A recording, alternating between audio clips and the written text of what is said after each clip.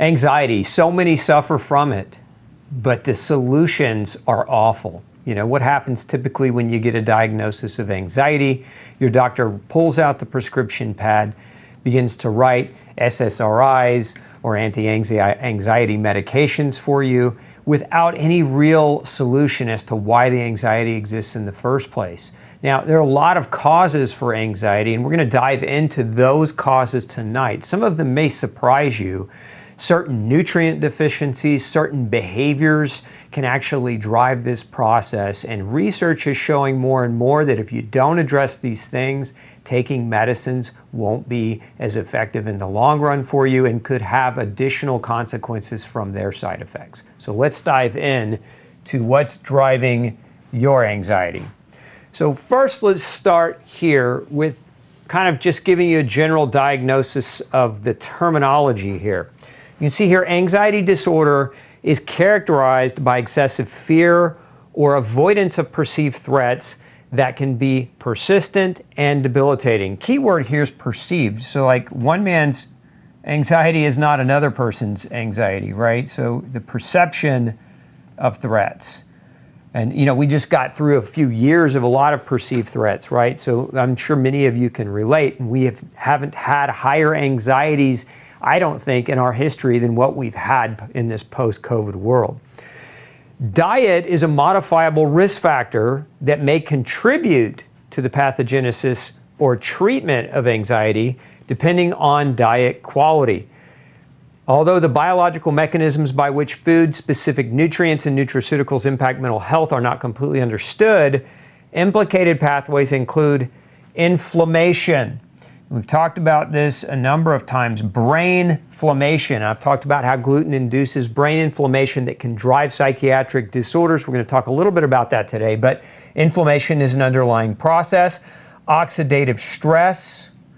So those of you that smoke, those of you that drink excessive alcohol and are getting exposure to that oxidative stress from those types of things and other chemicals.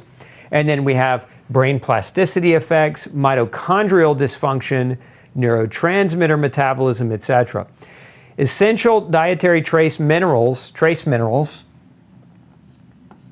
such as zinc, copper, iron, and selenium are critical components for numerous biological proteins and may have a role in these proposed mechanisms related to brain health and anxiety.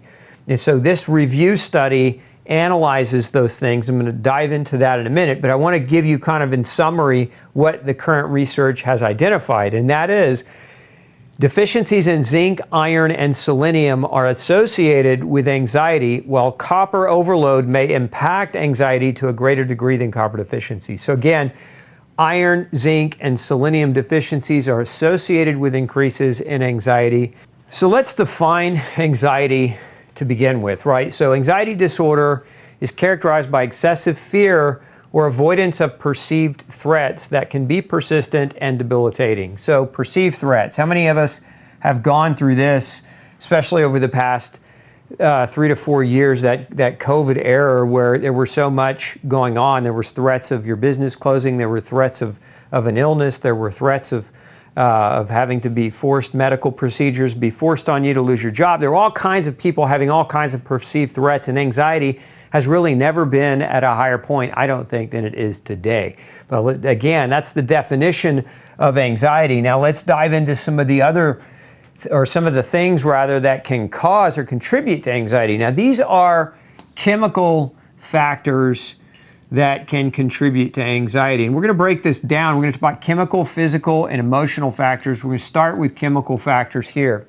So chemical, when I say chemical, this is anything that can come into your body, whether voluntary or involuntary, that can have a chemical impact on your biochemistry, but you can't physically see it happening per se. And so like gluten is a perfect classic example of something that we know can drive anxiety through the inflammatory cascade and through the antibody, the immune system cascade of creating disruption in your neurochemistry. We know that processed foods can drive anxiety. We know that sugar A lot of the earlier research studies on sugar in prisons and sugar in schools showed that when you took these things out of prisons and schools and gave organic food, non-processed food, you actually improved behavior and reduced aggression and anxiety. We know that alcohol can drive anxiety. One of the biggest reasons alcohol plays such a big role in anxiety has to do with the fact that it causes nutritional loss. And we'll dive into this a little bit deeper in just a minute, but alcohol actually causes vitamin and mineral deficiencies, many of which have been linked to increased risk for the development of anxiety. We know that energy drinks, which fall under the same kind of category as stimulants, right? We got that caffeine overload.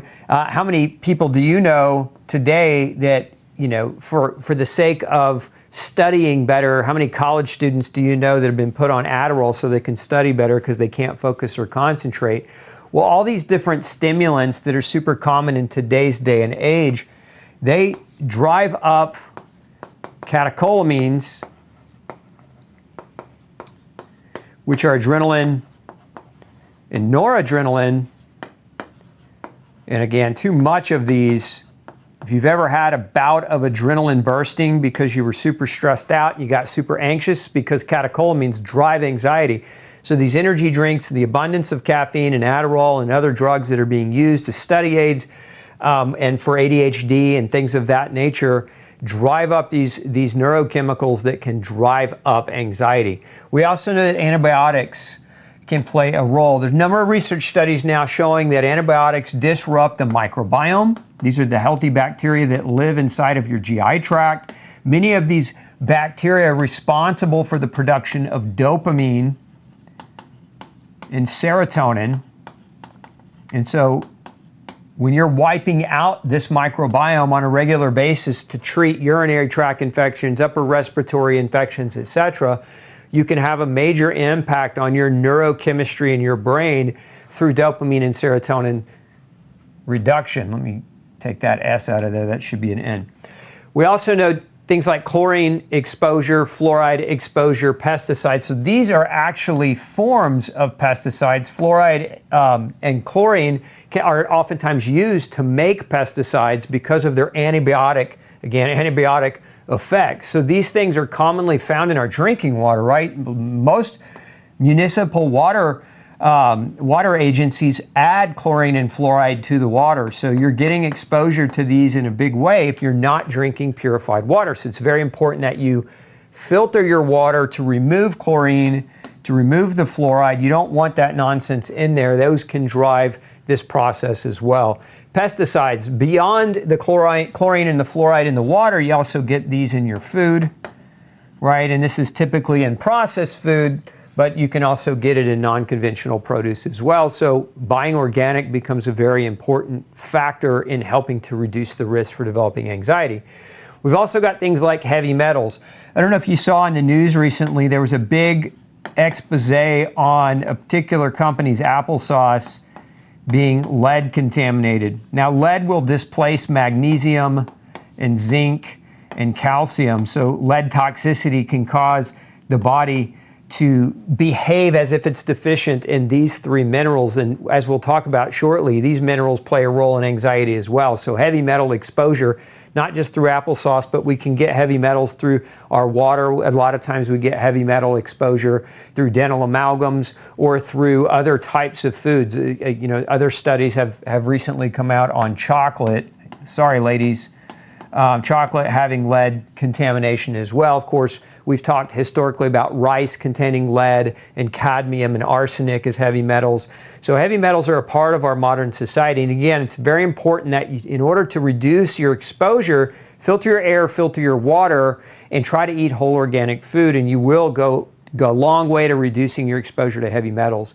And then we've got food additives. And so predominantly the FD&C dyes, FD&C stands for Food, Drug, and Cosmetic. These dyes are commonly used in cereal and candy and toothpaste and mouthwash and in medications and in cosmetics, etc. And these dyes, thanks to several great doctors who came before me, were shown to cause aggressive an anxious-like behavior in adolescents and in children. And so we know these food additive dyes can play a major role in the development of anxiety. So avoid them. Very simple. Read your food labels. Anything you can't pronounce, anything you can't say without a biochemistry degree with ease, then is probably better left as not food or not something you put in your body.